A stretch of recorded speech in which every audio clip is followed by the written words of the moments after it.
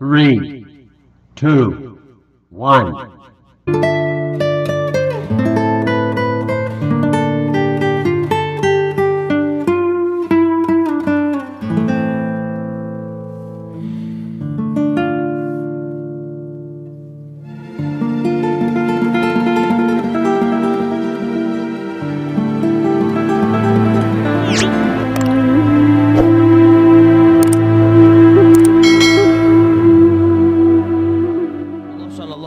Dalam hadisnya, innal hasanat, amal-amal soleh itu yudhibna sayyiat, akan menghilangkan perbuatan-perbuatan dosa yang kalian lakukan. Sholat jamaah menghapus dosa, sedekah juga bisa menghilangkan dosa. Amal-amal soleh yang baik ini akan menghilangkan perbuatan-perbuatan dosa yang kecil yang dilakukan oleh manusia, karena kita ini nggak pernah putus dari kesalahan.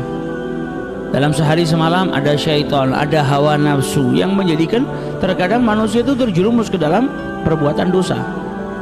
Nah, dosa-dosa yang kecil ini kalau kita barengi dengan amal-amal hasanah, maka dosa-dosanya akan diampuni oleh Allah Subhanahu wa taala.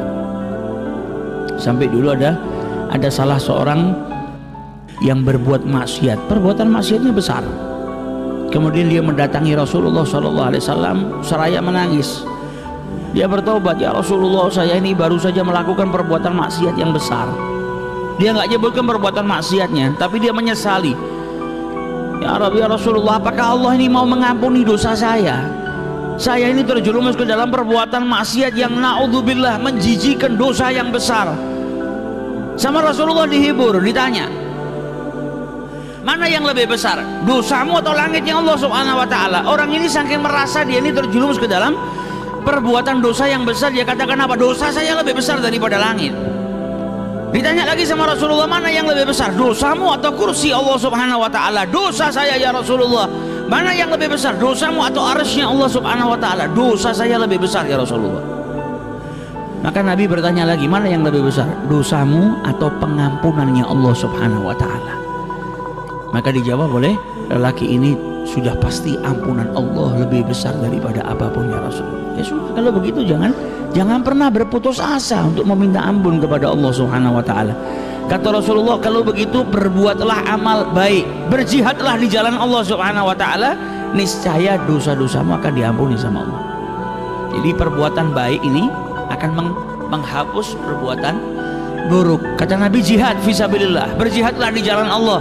Sama orang ini dijawab, ya Rasulullah, aku ini orang yang penakut, aku bukan pemberani, aku nggak bisa berjihad di jalan Allah Subhanahu wa taala. Kata Rasulullah, kalau begitu berpuasalah. Ya Rasulullah, saya ini sehari nggak punya makanan terkecuali satu potong roti. Saya nggak pernah kenyang daripada sepotong roti ini, dan saya nggak bisa berpuasa ya Rasulullah, nggak mampu. Disuruh jihad, ya nggak bisa.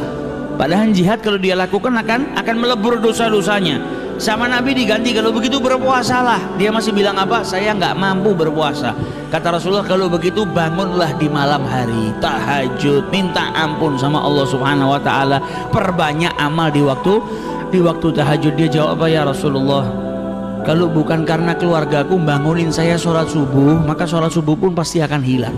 Jadi ini orang sudah lemah, sudah berbuat maksiat besar, dia ingin cari bagaimana dosa-dosanya akan diampuni sama Allah. Ternyata dia orang yang juga lemah, terbatas. Disuruh jihad gak bisa, disuruh puasa nggak bisa, disuruh bangun malam juga nggak bisa. Sampai diriwayatkan saat itu Nabi tersenyum sampai kedua lesung pipitnya ini nampak. Ngelihat kelemahan daripada sahabatnya yang satu ini, tapi dia benar-benar menginginkan agar dia ini bisa diampuni sama Allah Subhanahu wa taala. Kemudian Nabi SAW berkata, kalau begitu ucapkanlah dua kalimat. Dia ringan di lisan, namun sangat berat di timbangannya Allah Subhanahu wa taala. Dan dua kalimat ini sangat dicintai oleh Allah Subhanahu wa taala. Habibatani ilar rahman, subhanallahi wa bihamdi, subhanallahil azim, fa'al, kata Nabi. Maka kerjakanlah. Ini ringan sudah. Kalau puasa kau nggak bisa, bangun malam kau nggak bisa, jihad di jalan Allah kau nggak bisa, maka ini yang paling ringan. Perbanyaklah mengucap subhanallah walhamdulillah, subhanallah wa bihamdihi, subhanallahil azim, subhanallah bihamdihi, subhanallahil azim. Maka ini dua kalimat ringan di lisan, berat di timbangannya Allah, sangat dicintai oleh Allah Subhanahu wa taala.